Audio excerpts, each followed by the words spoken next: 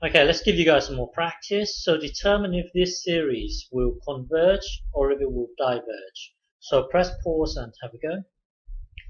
Okay, so to do this, I'm going to show you our normal routine way, which in this case will be inefficient. In the next video, I will show you a cunning way of doing it. So we are trying to determine if this series will converge or if it will diverge. Looking at this, we should use the root test because this times this will make it slightly simpler. So using the root test, we need to compute this value here. While looking at the absolute sign here, well, n is moving from 2 to infinity. So this thing here will always be positive. The whole thing here will always be positive. This thing here will always be positive. Therefore, the whole thing here will always be positive. So because, well, in the realm from 2 to infinity, it will always be positive, we can forget about the absolute sign and just concentrate on our an. Well, an, this is our an here. So this is our an here. An, and then to the power of 1 over n. To the power of 1 over n. So now it's just a matter of this multiplying with this. That will then give you this. So now it's just a matter of us evaluating this, which is a hard part. So we need to evaluate this as n heads towards infinity. So let's just say let y be this thing here. So it is the y that we're seeking. So we need to evaluate this. So let y be this thing here. Now take the natural log of both sides. So take the natural log of both sides. This will then come down here. That will then give you this. You've got your natural log, and then the bubble, So now you've got one block multiplying another block as n heads towards infinity.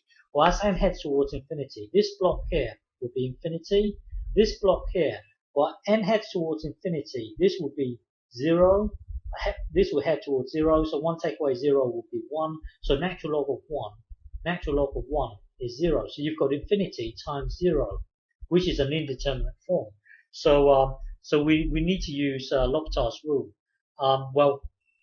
So here you've got a product. The trick that we always used in the past was to write this product as a quotient. So rewrite this as this. Now in order for us to use L'Hopital's rule, at the moment this here n is discrete. We need to turn it into a function. So consider the function to be this. So basically map this function on top of this sequence. So at the moment n is like 1, n equals 1, n is discrete. 3, 4, 5, 6, n is just all the integers from 2 to infinity. We want to map a function on top of this exact same sequence. So that will then, well, we need to apply L'Hopital's rule, so we need to map a function on top of this thing here. So map the function on top of this thing. So this thing here will then become this. So now this is a continuous function now. So we can apply L'Hopital's rule. So applying L'Hopital's rule, before we do that, let's just check. As n heads towards infinity, this whole thing here will be 1. So natural log of 1 will be 0. As n heads towards infinity, this thing here will be 0. 0 over 0 is an indeterminate form, so we can apply L'Hopital's rule. So applying L'Hopital's rule, differentiate this, differentiate the top, that will then give you this. Differentiate the bottom, that will then give you this. Think about this. If you think about this bit here, if you differentiate this, it will then give you this. Basically, when you differentiate natural log, it's going to be 1 over this bubble here, which is the reciprocal of this. So that's why it's the reciprocal here. And then you've got to times the derivative of the bubble itself, which will be this thing here. It's really you using the quotient rule.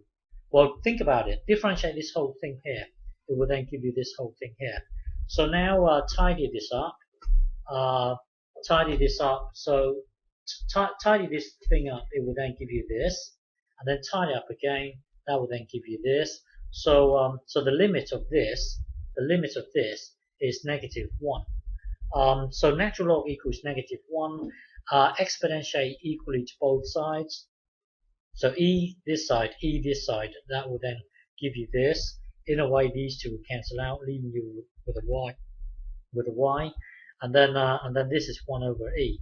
Now, so the limit is 1 over e, which is less than 1. So sorry, which is less than 1. So going back to the very start, we were trying to determine if this series will converge or if it will diverge.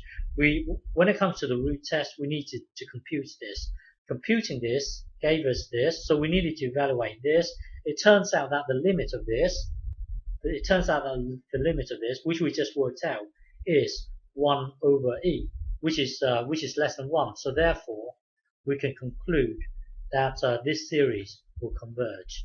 So in the next video, I will show you a more efficient way of doing it. It really boils down to us evaluating this. This is the hard part here. In the next video, I will show you a more cunning way of evaluating this. Okay.